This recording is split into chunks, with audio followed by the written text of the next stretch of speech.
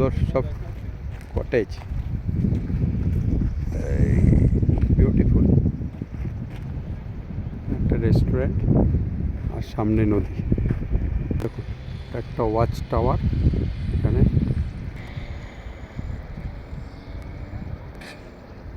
ঝর্ণার জল পাহাড় থেকে পড়ছে এই নদীর মধ্যে।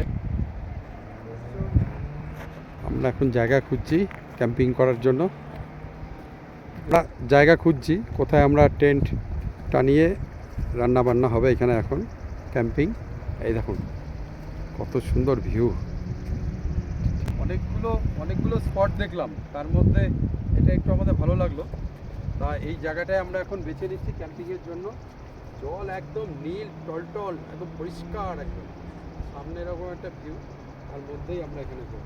আর লেট করে লাভ নেই, আমরা বেরিয়ে পড়ি, গাড়ির থেকে সব জিনিসপত্র নিয়ে আসি।